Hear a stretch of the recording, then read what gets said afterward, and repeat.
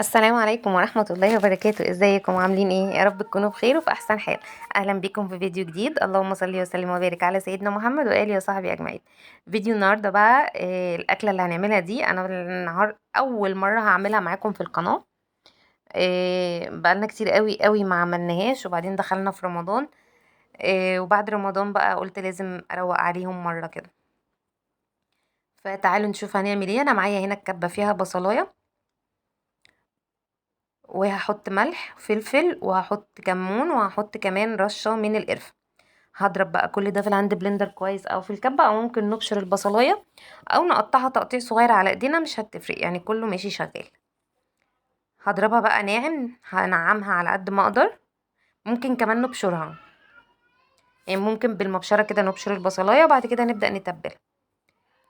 هجيب صينية بقى، هشيل الحاجات اللي حواليا دي الاول، وهجيب صينية كده وهبدأ افضي فيها البصل، وهحاول ادعكه بايدي كويس علشان اخليه يتشرب من التوابل والبهارات اللي انا حطيتها.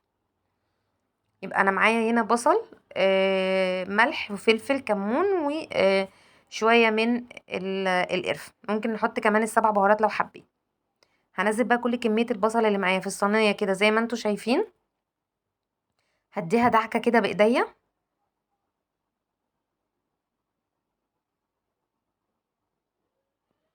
ايوه كده. معايا هنا بقى فرخة، حجمها صغير، كانت تقريبا من كيلو لكيلو وربع حاجة كده. هبدأ بقى غسلتها كويس جدا، وكنت نقعتها كمان في مية وملح، وبعد كده اديتها شطفة على السريع وصفيتها من المية اللي فيها. هبدأ بقى اخد من البصل اللي انا عملته دوت، وهتبل الفرخة كويس جدا، فوق الجلد بقى وتحت الجلد ومن بره ومن جوه، وهحطها على جنب. معايا كمان حمام. الحمام ده بقى له فترة عندي في الفريزر. كل فترة كده نقول هنطلعه بننساه بصراحة، فقلت اعمله بقى، وهو عشان مش كتير فعملت الفرخة جنبه. زي ما عملت في الفرخة بالظبط هكمل في الحمام. هاخد كده كمية من البصل على كل حمامية، تحت الجلد كده وبين الجلد واللحم، ومن بره ومن جوه، وكلها كده زي ما انتوا شايفين. هركن بقى الكلام ده كله على جنب، وهجيب الكبد والقوانص بتاعة الفرخة وبتاعة الحمام وهبدأ اقطعها.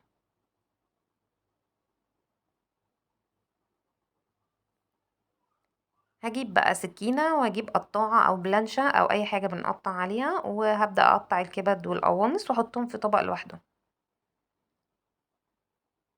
ادي كده الفراخ الفرخة والحمام كده زي ما انتوا شايفين، ما شاء الله اللهم بارك، حجمهم حلو وبألف هنا يا رب. كان طعمهم حلو جدا كمان.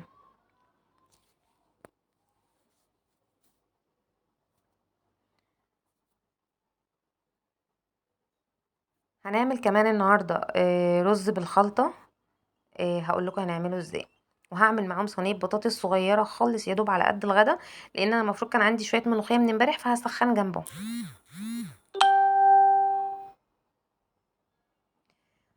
هاخد بقى الكبد والقوانص زي ما انتوا شايفين كده هقطعها.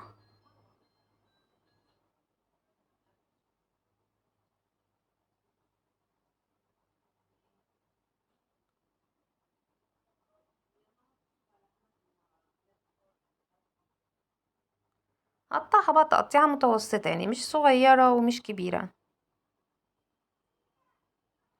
طبعا الكبد والقوانص كمان انا غسلاهم كويس جدا ونقعتهم شويه كده مع الفراخ والحمام وصفتهم. احنا طبعا هناخد القوانص الاول، يعني هنفصل الكبد على القوانص. انا هحطهم الاول كلهم على بعض، وبعد كده هفتكر ان انا هفصلهم. فهاخد الكبد بس في الاول، القوانص معلش.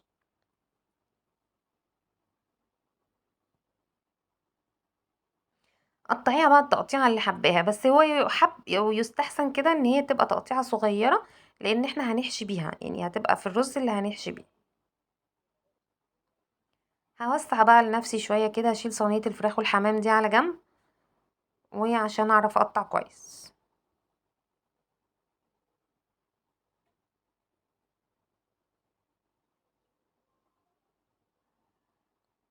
تمام كده.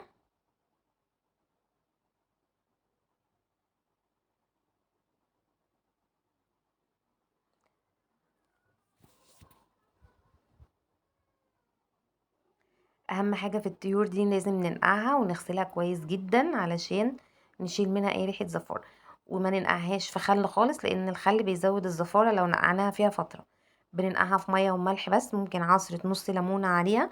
ممكن كمان نغسلها بدقيق وليمون وملح، وبعد كده نشطفها بالمية، وممكن نحط في مية النقع كمان جنزبيل بودر بقى او فريش على حسب.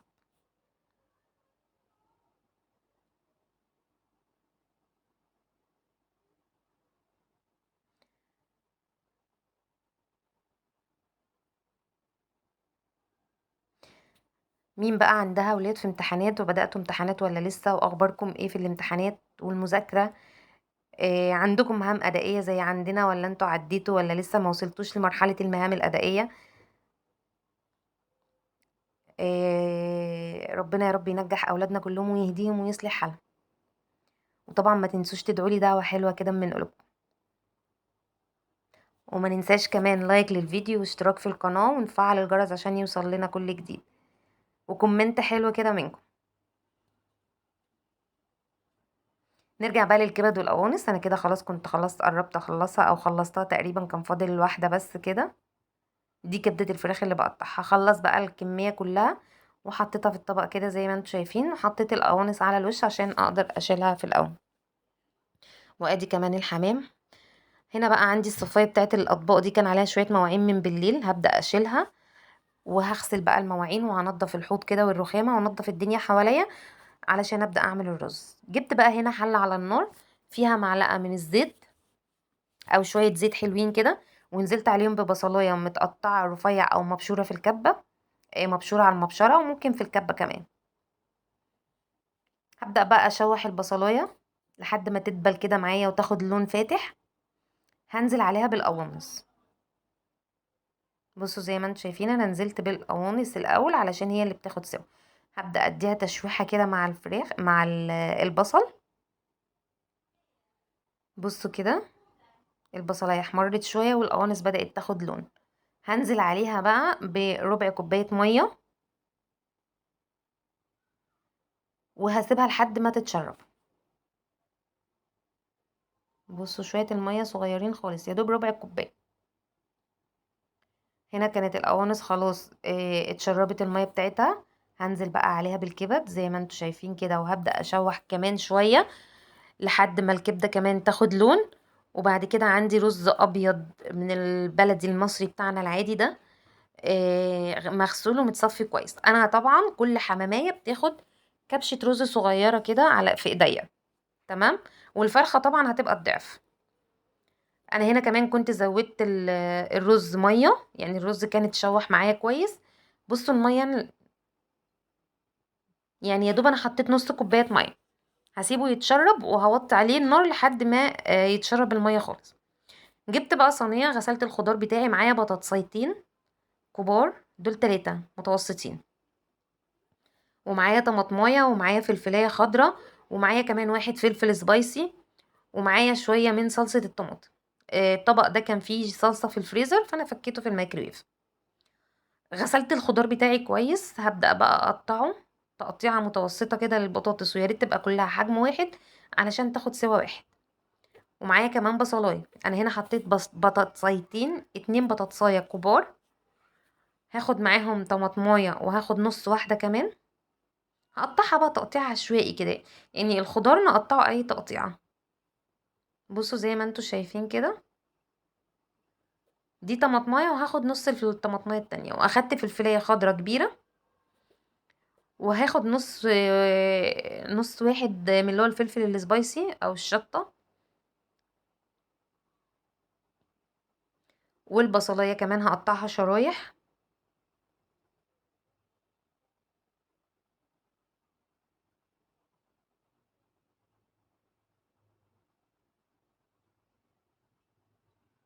ادي كمان البصلايه. انا هعمل صينيه البطاطس كده كلها في بعضها ني في ني. هسويها على البوتاجاز من فوق تسويه كامله، واول ما تستوي هدخلها تحت الشوايه بس تاخد وش.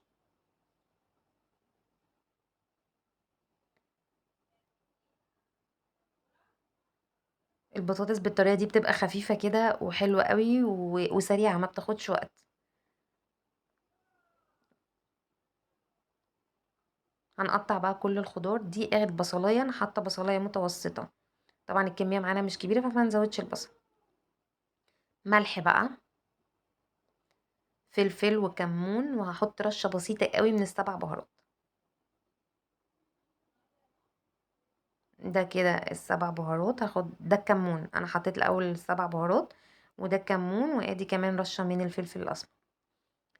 هقلب بقى الكلام ده كله كويس كده بايديا بقى او بالمعلقه زي اي حاجه، يعني كده كده ايدينا نظيفه في المطبخ وكل شويه بنغسلها. فهنقلب بقى. حطيت كمان معلقه صغيره كده او نص المعلقه توم مفروم، ولو ما عندكيش توم مفروم ممكن فص توم كده نقطعه على ايدينا رفيع وناعم قوي ونحطه.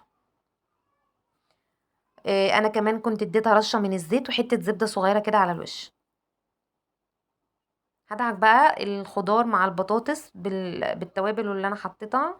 هنا لقيت ان انا ما قطعتش الفلفل الحامي او السبايسي، فهاخد نصه.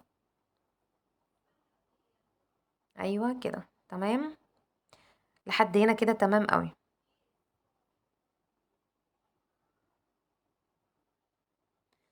هظبط بقى الصينيه وهنزل عليها بالصلصه. زي ما قلت لكم الصلصه دي متسبكه فتقيله، فانا هحطها كده. هحط معاها نص كوبايه ميه، كوبايه صغيره اللي هي كوبايه الشاي مش المج.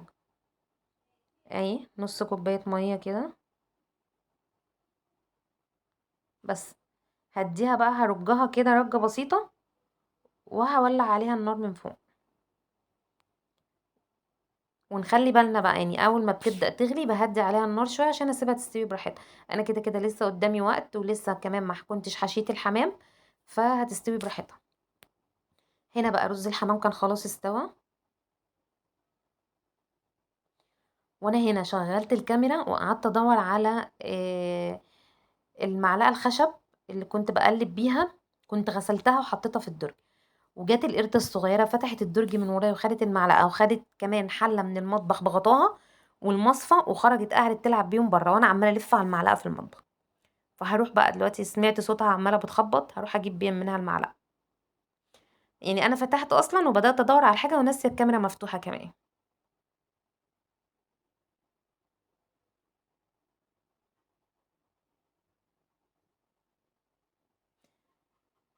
ادي الرز، ما شاء الله اللهم بارك. بصوا الكبد والقوانص بقى حاجة كده ريحته تحفة جدا. طبعا انا مش هاخد الكميه كلها علشان اخد على قد اللي هحشيه في الاول، ولو احتجت ازود علشان بس ما ازفرش الرز وارجع ازود اكمل له سواه تاني عشان اللي هيبقى اكمل سواه. باخد بقى، بصوا زي ما انتوا شايفين كده، بحشي بطن الحمامه وبحشي ما بين الجلد وبحشي كمان من الرقبه من فوق، وهبدا اقفلها. بناخد الرجول بنحطها تحت كده، الجلده اللي بتبقى تحت بيبقى فيها فتحه بندخل الرجول فيها. هنا بقى هحشي كمان من الرقبه.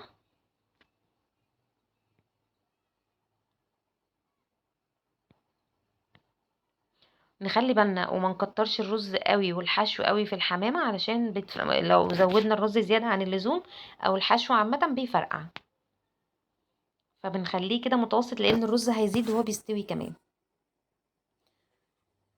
ونخلي بالنا كمان لو الحمام بتاعنا صغير مش كبير قوي وهياخد سوا، بنحاول نخلي الرز مستوي نص سوا.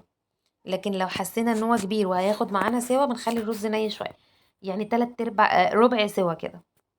تمام. هبدأ بقى اقفل الحمامية من تحت كده زي ما انتوا شايفين، وهبدأ احشي الراس من فوق او الرقبة. بصوا كده، هو ما شاء الله بألف هنا يا رب للي كل منه يا رب. كان حلو جدا، طعمه حلو وخفيف كده وما اخدش وقت خالص في السوا. ما شاء الله عليه يعني. عايزين يا جماعة نجرب مع بعض السمان. فاللي عمل منكم السمان قبل كده وطلع معاه حلو يقول لي ايه نظامه، يعني حلو ووحش. انا اول مرة بصراحة اجربه، يعني انا لسه ما جبتش، بس انا طالع في دماغي كده ان احنا نجربه. فعايزه اعرف هو زي الحمام قريب منه، طعمه حلو طيب في الاكل؟ اللي جربته طب تجربة حلوة ولا بلاش ما يستحقش ان احنا نجربه ولا ايه بالظبط؟ قولولي في الكومنتات.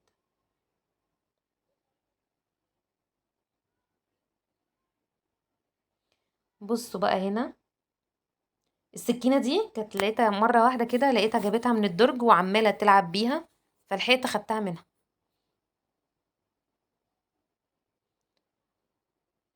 هنا بقى كنت حشيت الحمام كله، كانوا شوية الرز دول قلت اكمل بيهم، يعني ازود شوية كده من الرقب من فوق.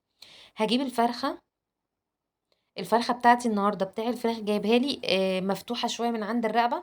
انا ما قلتلوش ان انا هحشيها، يعني فاتح الجلد شوية موسعه، فهحاول معاها ان انا اقفلها كويس. انا حشيتها من جوه كده زي ما انتم شايفين، وحشيت شويه من تحت الجلد في الصدر كده. وهنا بقى عماله احاول ان انا اقفلها، مش عارفه خالص يعني، الرجلين مش عايزين يلموا مع بعض خالص، كل ما احط واحده تطلع التانية. اخدت وقت مني جامد، يعني الحمام ما شاء الله ما خدش مني وقت، دي اللي اخدت مني وقت. بصوا زي ما انتم شايفين كده، عماله كل ما احط الرجل من هنا الرجل التانية تطلع، بس يعني الحمد لله في الاخر عملتها. بصوا بقى بحشي ما بين اللحمه والجلد كمان. طبعا التتبيله احنا كنا متبلينها، وكنت منغصه الصدر بتاعها كده بالسكينه مفتحاه من تحت الجلد علشان التتبيله كمان تدخل جواه.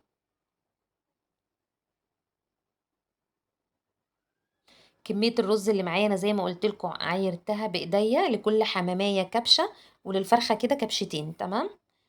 والحمد لله ما فاضش رز خالص. هنا بقى انا كنت خلصت الحمد لله، وكنت غسلت المواعين ونضفت المطبخ، وكنت غسلت البوتاجاز وصبنته، وجينا نغلي اللبن، فاللبن فار وبهدله تاني.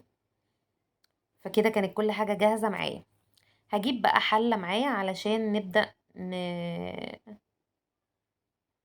نحط مية بقى للحمام. انا كمان سلقت الفرخة مع الحمام النهاردة، عاملين لي الاتنين مع بعض ميكس شوربة كده، فراخ على حمام، بجد تحفة. هحاول كده بكرة ان شاء الله نعمل عليها طبق كشك، واقول لكم طريقة الكشك في الفيديو بإذن الله. جبت بقى حلة كده على النار فيها مية، حطيت ملح وفلفل وكمون.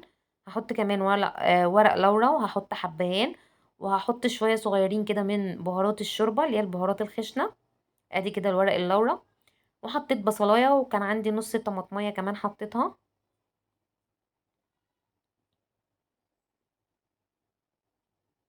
ادي دي بهارات الشوربه، البهارات الناشفه.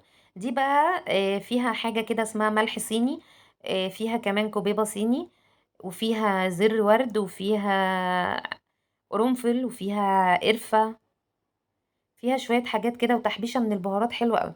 وحطيت كمان كده في الاخر عودين وحدتين من الحبهان، ودي الطماطمايه. هنا بقى كنت بدور على بصلايه كده صغيره احطها، لان طبعا انا حاطه متبله الفراخ والحمام في بصل، فمش عايزه بصل كتير، فهحط بصلايه صغيره. هجيب بقى بصلايه هغسلها كويس، وهقطعها نصين كده، او 4/4 او 3 قطع، حسب ما انت عايزه.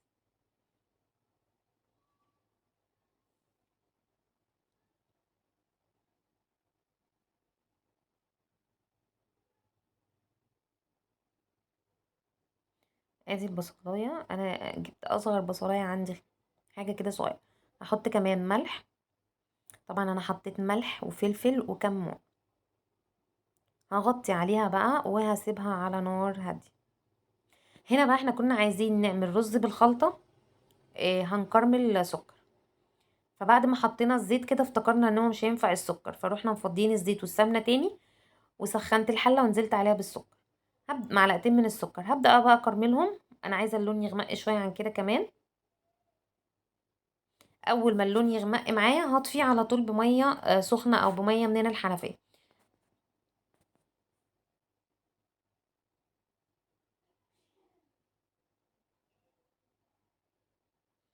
وادي الشوربه خلاص بدات تغلي كده،